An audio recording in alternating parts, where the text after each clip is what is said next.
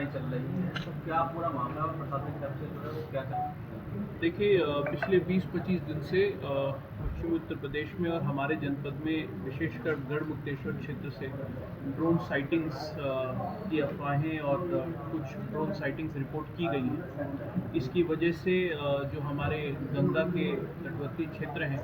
वहाँ पर ग्रामवासियों में कभी-कभी भय का माहौल व्याप्त हो जाता है। प्रत्येक साइटिंग या फिर प्रत्येक सूचना पर तत्काल जो पुलिस प्रशासन है उसके द्वारा रिएक्ट किया जाता है, मौके पर पहुंचते हैं और अधिकांश प्रकरणों में ये मिथ्या साबित होती है।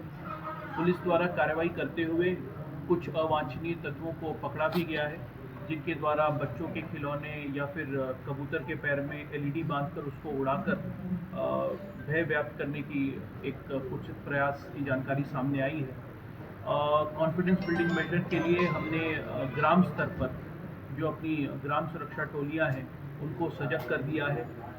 थाने और चौकी स्तर पे चौकीदारों के साथ बैठक की गई है और हम और कप्तान साहब भी बहुत जल्द जनपद के समस्त चौकीदारों के साथ बैठक करके उन्हें इस चीज़ के प्रति सेंसिटाइज करेंगे ताकि गांव में कॉन्फिडेंस बिल्डिंग की कार्रवाई की जा सके। और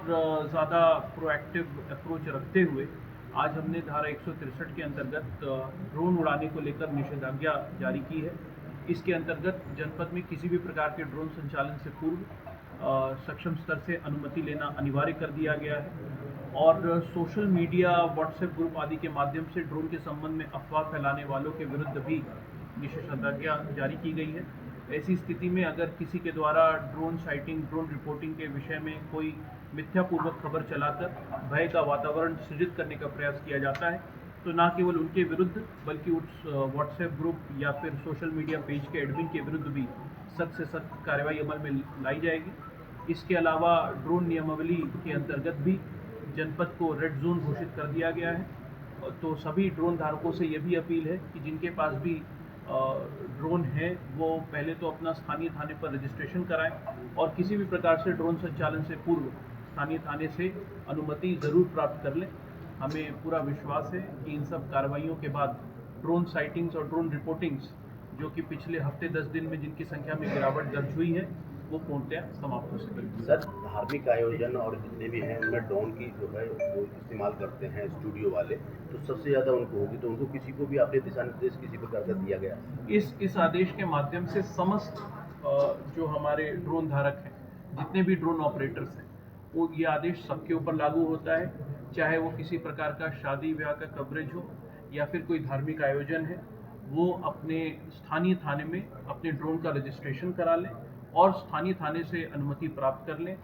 हम किसी भी प्रकार के धार्मिक या फिर व्यक्तिगत आयोजन में ड्रोन के कवरेज के ऊपर कोई बाधा उत्पन्न नहीं करना चाहते हैं, लेकिन हमारा उद्देश्य बस ये है कि यदि आपने हमें सूचित कर दिया है तो फिर उस ड्रोन साइटिंग की वजह से कोई अफवाह की स्थिति उत्पन्न ना हो। पूर्व सूचना देकर, पूर्व अनुमति लेकर ड्रोन संचालन को हम अनुमति देंगे। और जो लोग पिटाई कर रहे हैं पब्लिक, उनके खिलाफ क्या कार्रवाई की? देखिए, जो आज हम यहाँ पे प्रेस वार्ता कर रहे हैं उसका मुख्य उद्देश्य यही है कि अफवाहबाजों और असामाजिक तत्वों द्वारा अफवाह का माहौल फैलाकर किसी निर्दोष व्यक्ति या फिर किसी भी आम जन को के विरुद्ध मॉब आधारित कोई कार्रवाई ना हो। इस मामले में शासन स्तर से स्पष्ट निर्देश हैं और पुलिस प्रशासन का भी मंतव्य इस बारे में स्पष्ट है कि यदि अफवाह का बाजार गर्म करके किसी निर्दोष व्यक्ति को हानि पहुंचाने का कोई भी प्रयास किया गया तो हम उनके विरुद्ध कठोरतम कार्रवाई करेंगे